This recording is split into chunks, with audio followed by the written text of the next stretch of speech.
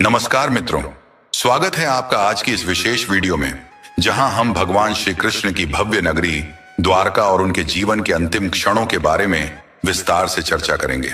भगवान श्री कृष्ण ने मथुरा में जन्म लिया और वहीं पले बढ़े, लेकिन कंस के वध के बाद जरासंध ने कई बार मथुरा पर आक्रमण किया, जिससे वहां की स्थिति अशांत हो गई।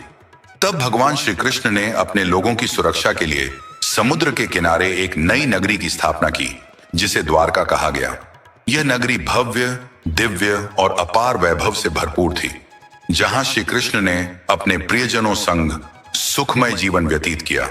महाभारत युद्ध के पश्चात जब गांधारी को अपने सभी पुत्रों की मृत्यु का समाचार मिला, तो उन्होंने शोकग्रस्त होकर भगवान श्री कृष्ण को श्राप दिया कि जिस प्रकार उनके कुल का विनाश हुआ, वैसे ही यदुवंश का भी नाश होगा और द्वारका नगरी समुद्र में समा जाएगी। श्री कृष्ण ने मुस्कुराते हुए इस श्राप को स्वीकार कर लिया। गांधारी के श्राप के प्रभाव से धीरे धीरे द्वारका में कई अपशकुन होने लगे। एक दिन श्री कृष्ण के पुत्र सांब और उनके मित्रों ने महर्षियों का अपमान कर दिया, जिससे क्रोधित होकर उन्होंने यह भविष्यवाणी कर दी कि यदुवंशियों का अंत एक लोहे के मूसल से होगा। इस मूसल को नष्ट करने का प्रयास किया गया, लेकिन नियति को कौन टाल सकता था। धीरे धीरे यदुवंशी आपस में लड़ने लगे और एक दूसरे का वध कर दिया।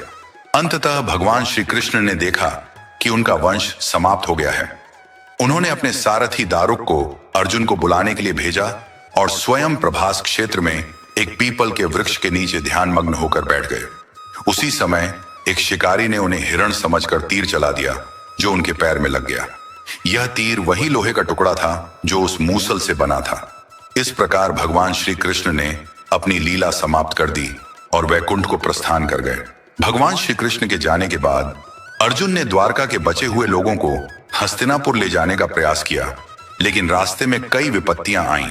अंततः गांधारी के श्राप के अनुसार एक दिन समुद्र ने पूरी द्वारका नगरी को निगल लिया और वह सदा के लिए जलमग्न हो गई। द्वारका के अवशेष और आधुनिक खोज ऐतिहासिक साक्ष्यों के अनुसार 1968 में समुद्र में द्वारका के अवशेष खोजे गए।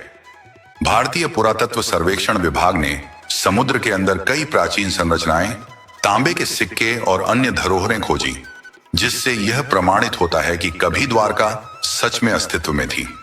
भगवान श्री कृष्ण की द्वारका नगरी और उनके जीवन की यह कथा हमें यह सिखाती है कि हर युग का अंत निश्चित है और अधर्म का नाश अवश्य होता है। अगर आपको यह कथा पसंद आई हो तो वीडियो को लाइक करें, अपने मित्रों और परिवार के साथ साझा करें और हमारे चैनल को सब्सक्राइब करें, ताकि आपको ऐसी ही रोचक और आध्यात्मिक जानकारियां मिलती रहें। धन्यवाद।